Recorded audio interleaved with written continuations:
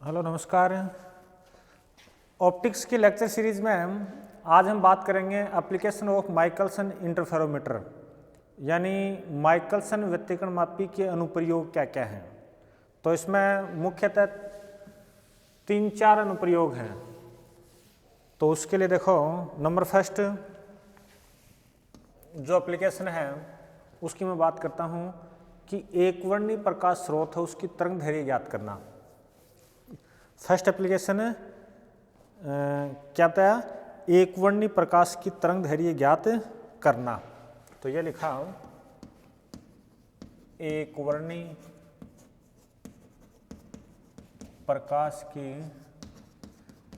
तरंग दैर्घ्य, एक वर्णी यानी मोनोक्रोमेटिक, तरंग दैर्घ्य यानी वेवलेंथ है, ज्ञात करना।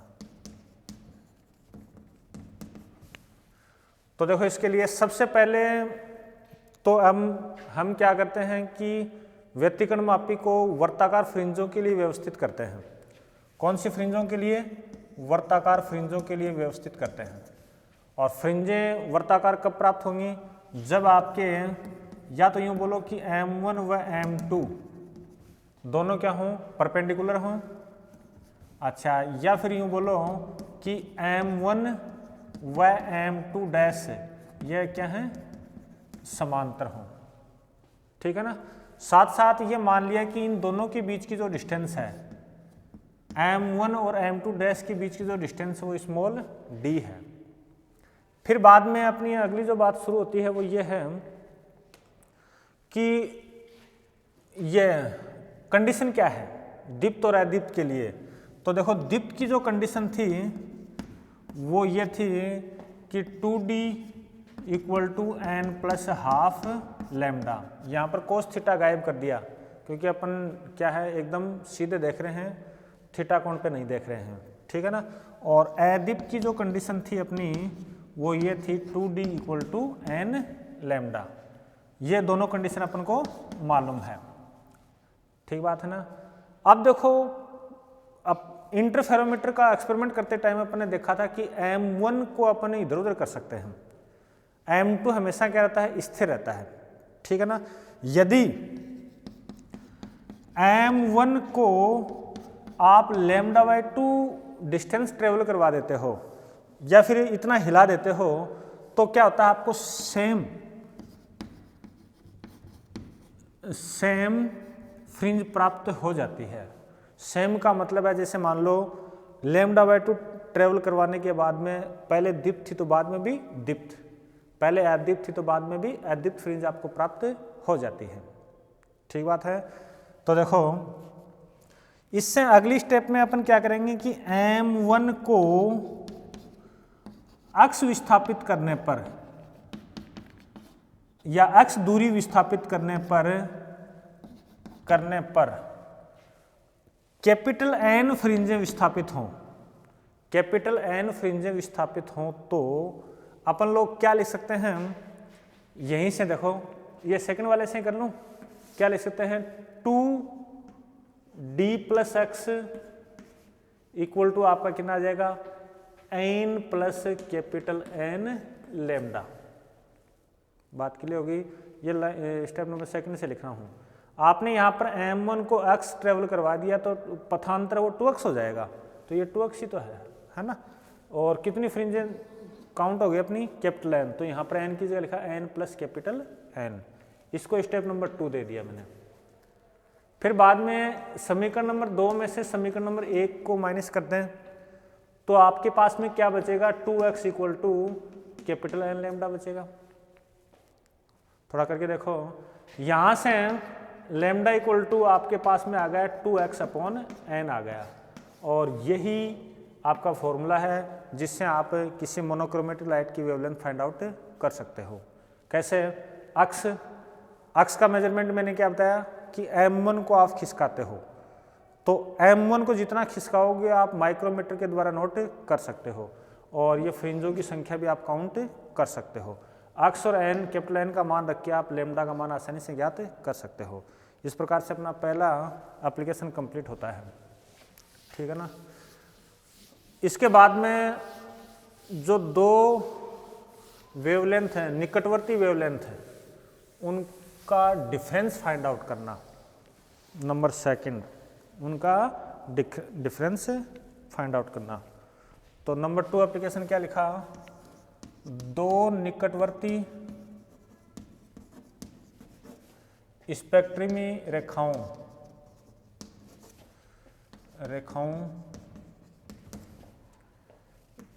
की तरंग दैर्ध्यों का अंतर ज्ञात करना। देखो, माइकलसन व्यतिकरणमापी के द्वारा स्पेक्ट्रम के अंदर दो निकटवर्ती रेखाएं जो प्राप्त होती हैं उनका वेवलेंथ का डिफरेंस भी फाइंड आउट कर सकते हो। इसका एक एग्जांपल अपने पास में पॉपुलर एग्जांपल है सोडियम लाइट। सोडियम लाइट के अंदर दो रेखाएं प्राप्त होती हैं, एक तो 5890 एंगस्ट्रॉम पर और दूसरी 5896 एंगस्ट्रॉम पर। तो इनका अंतर अगर फाइंड आउट करना हो तो अपन किससे फाइंड आउट करते हैं, माइकलसन व्यतिकरणमापी के द्वारा फाइंड आउट कर सकते हैं। तो देखो प्रोसेस शुरू करते हैं दोबारा वही।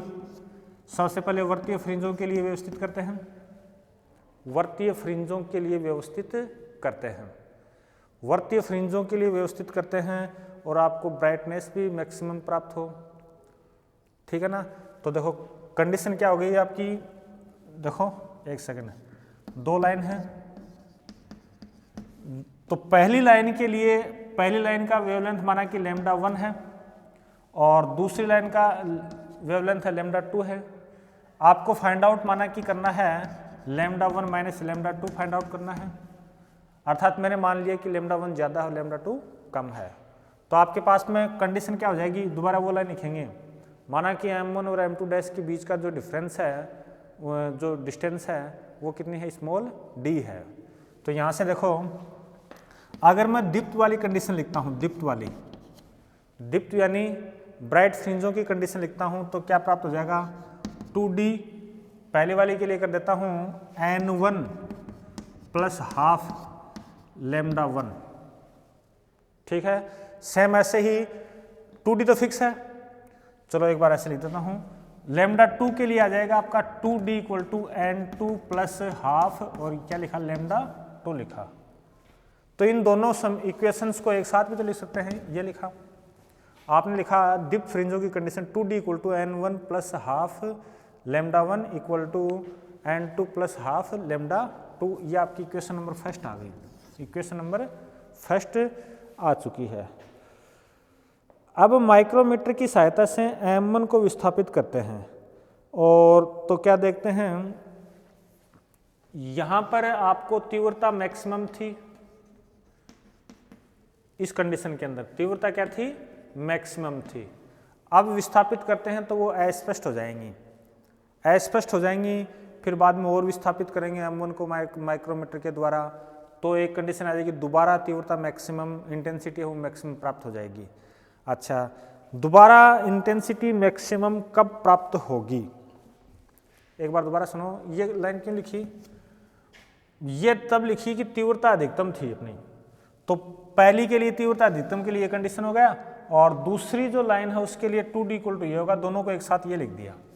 अब बोलो क्या करें, अब m1 को माइक्रोमीटर के द्वारा विस्थापित करते हैं, जैसे ही विस्थापित करेंगे तो क्या होगा कि तीव्रता कम होती जाएगी, ठीक है ना। फिर एक और विस्थापित करते जाएंगे तो एक कंडीशन ऐसी आएगी कि दोबारा अधिकतम तीव्रता की फ्रिंज आपको प्राप्त हो जाएगी। माना कि दोबारा प्राप्त करने के लिए m1 को आपने कितना किया, अक्ष विस्थापन दिया, अक्ष विस्थापन दिया, ठीक है ना। जब दोबारा तीव्रता अधिकतम कब हुई, अधिकतम तीव्रता तब होगी जैसे पहले वाली लाइन है उसी के ऊपर दूसरी लाइन बनेगी, तभी तो जाके अधिकतम तीव्रता प्राप्त होगी। ये कब पॉसिबल है, ये तभी पॉसिबल है कि λ1 की तो वहां पर जैसे मान लो n फ्रिंजें बन चुकी है, nv है, और λ2 की वहां पर कौन सी फ्रिंज है, n+1v है, यानी एक का अंतर होना चाहिए, ठीक है ना। फिर बाद में देखो अपनी कंडीशन फुलफिल करते हैं, अक्ष विस्थापन है तो टोटल पथांतर हो गया 2x, इसके लिए क्या लिखूं, इक्वल टू n λ1, कोई दिक्कत नहीं है। फिर बाद में दूसरी वाली के लिए पथांतर तो वही 2x है, लेकिन यहां क्या लिखा जाएगा n+1 लैम्डा 2। ठीक है, यानी कहने मतलब इन दोनों को मैं एक साथ भी अगर लिखूं तो 2x equal to n lambda 1 equal to n+1 lambda 2। तो ये आपकी स्टेप नंबर क्या आ गई, 2 आ गई। ठीक है ना। अब आ जाओ 2 क्या 3 कर देते हैं इसको, 2 तो इसको ले लेते हैं दोनों को, है ना।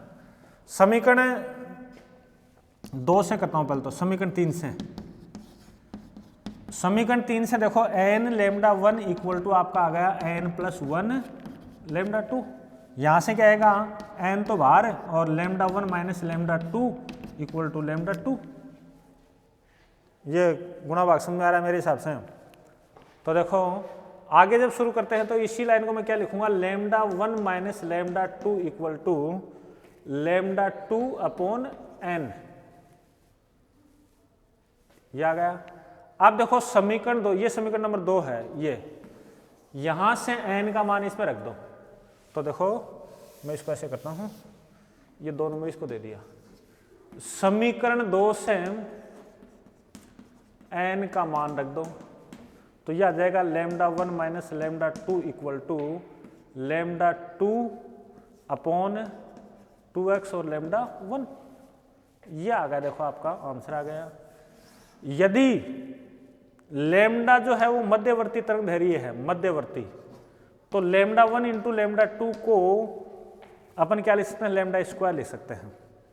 ठीक है ना, जो कि अपन को लैम्डा अपन को मालूम होता है मध्यवर्ती तरंगदैर्घ्य।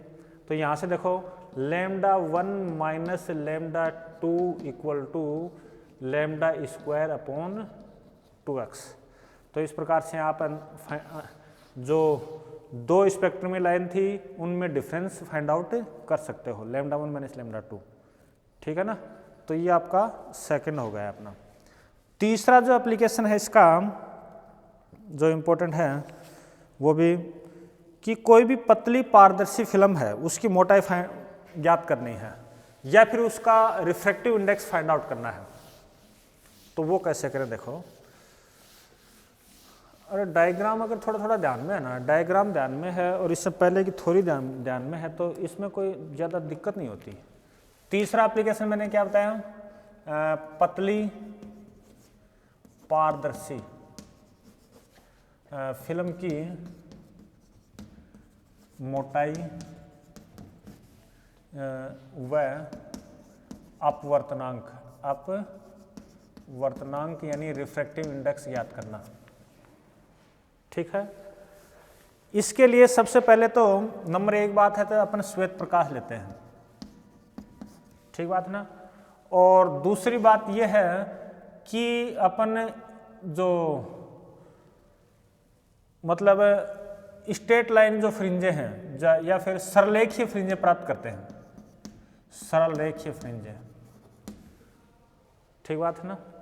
अच्छा, आपको ये पता है कि सरलेखीय कब प्राप्त होंगी, सरलेखीय जब प्राप्त होंगी जब आपकी जो वायु फिल्म है वो वेव शेप्ड हो। श्वेत प्रकाश है, इसका मतलब समझते हो मेरे हिसाब से हम श्वेत प्रकाश यानी 7 रंग, 7 रंगों का अलग अलग रंगों की अलग अलग फ्रिंजें प्राप्त होंगी।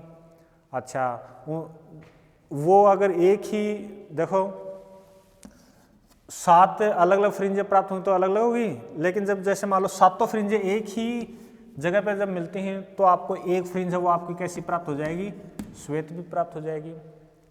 फिर बाद में टेलीस्कोप के अंदर जब देखते हैं तो एक क्रॉस वायर होता है, इस क्रॉस वायर को अपन यहाँ पर सेट करते हैं, किस पर, श्वेत जो फ्रिंज प्राप्त हुई उस पर सेट करते हैं। थोड़ा समझना, देखो मान लो यह आपकी श्वेत फ्रिंज है, यह आपका जैसे टेलीस्कोप है और इस टेलीस्कोप का क्रॉस वायर जो है यह आपने देखो एकदम सेट कर दिया सिद्ध में, और ये रीडिंग आप यहाँ माइक्रोमीटर एक पैमाना लगा होता है उससे आप नोट कर लेते हो। ठीक है ना। तो मेरा कहने का मतलब है शुरुआत आप यूँ करोगे कि अपन श्वेत प्रकाश लेते हैं, श्वेत प्रकाश से फिर बाद में अपन माइक्रोमीटर ये माइकलसन इंटरफेरोमीटर को इस प्रकार से सेट करते हैं कि फ्रिंजें आपकी कैसी प्राप्त हों, सरलेखीय प्राप्त हों। फिर अगली स्टेप में आप ये बोलोगे कि फ्रिंजें श्वेत हो गई, तो टेलीस्कोप को जो एक फ्रिंज जो श्वेत फ्रिंज थी उस पर सेट करेंगे, या फिर उसके क्रॉस वायर को उस पर सेट करेंगे। क्रॉस वायर एक पतला सी तार ही होता है, यूँ जैसे यूँ सेट कर देते हैं इस पर, है ना, रीडिंग लेने में सुविधा होती है ना। अच्छा, कर दिया काम सबने। अब देखो अपने पास में थोड़ा अगर गौर करो तो दो दर्पण M1 M2 इस प्रकार से कुछ थे, ये यूं था ना अपना, ये दर्पण है। अच्छा, ये प्लेट आपकी C थी, इस साइड में दर्पण था, प्रकाश यूं गया था, यहां पर एक पारदर्शी फिल्म रख दें, यानी आप यूं बोलोगे कि C और दर्पण M2 के बीच में जब पारदर्शी फिल्म रख देते हैं, माना कि उसकी मोटाई T है, पता नहीं है, फाइंड आउट भी करेंगे अपन, फिल्म रख दी। अब देखो अपना होगा क्या कि श्वेत फ्रिंज है वो विस्थापित हो जाएगी, माना कि ये विस्थापित होगी इधर चलेगी और ये यहां आ गई, ठीक बात ना। तो मालूम कैसे पड़ेगा, इस टेलीस्कोप को यहां सेट करेंगे अपन, इसके क्रॉस वायर को यहां सेट करेंगे और ये डिफरेंस मालूम पड़ जाएगा अपन, ये डिफरेंस अपन को मालूम पड़ जाएगा, ये जो डिस्टेंस है ये, ठीक बात है ना। अब देखो आप इस प्रकार से करना, माना कि श्वेत पर सेट करने के लिए M1 है, उसको आपने अक्ष डिस्टेंस ट्रेवल करवाई, अक्ष डिस्टेंस, तो पथांतर है वो कितना हो जाएगा आपका, पथांतर आपका हो जाएगा 2x हो जाएगा, पथांतर आपका कितना हो जाएगा 2x हो जाएगा। चलो कोई बात नहीं है। अब देखो जब आपने प्लेट P ने प्लेट C और दर्पण M2 के बीच में जब कुछ भी नहीं था, तब माना कि वो डिस्टेंस ट्रेवल कर रही थी, T कर रही थी, T जाते टाइम T आते टाइम, प्रकाश की किरण, ठीक है ना। लेकिन जैसे ही आपने ये T मोटाई की रखी, तो यहां पर जो डिस्टेंस है वो देखो माध्यम के अंदर T है, तो निर्वात में हो जाएगी म्यू T, निर्वात में कितनी हो जाएगी, म्यू T हो जाएगी। अच्छा, म्यू T जाते टाइम और म्यू T आते टाइम, तो पथांतर कितना हो गया, पथांतर, तो इसको आप ऐसे करना, देखो माध्यम रखने पर जो पथांतर है वो कितना उत्पन्न हुआ, आप लिखोगे 2 म्यू T माइनस 2T, तो that equal to 2 mu minus 1 into T, और ये भी पथांतर है और ये भी पथांतर है, तो दोनों से मैं क्या लिखूंगा, 2x equal to 2 mu minus 1 into T, ठीक है, 2 से 2 कैंसिल। तो देखो अगर आपको T फाइंड आउट करना है तो इस प्रकार से कर लोगे, x upon mu minus 1, x micrometer page को आपने कितना चलाया है वो फाइंड आउट कर लोगे, म्यू आपको गिवन होगा तो T आ जाएगा। सेम ऐसे ही जब आपको म्यू फाइंड आउट करना हो तो आप इससे म्यू फाइंड आउट कर सकते हो। तो इस प्रकार से ये 3 एप्लीकेशन हैं जो कि अपनी परीक्षा की दृष्टि से इम्पोर्टेंट हैं। उम्मीद करता हूँ आपके समझ में आए होंगे। थैंक यू, बहुत बहुत धन्यवाद।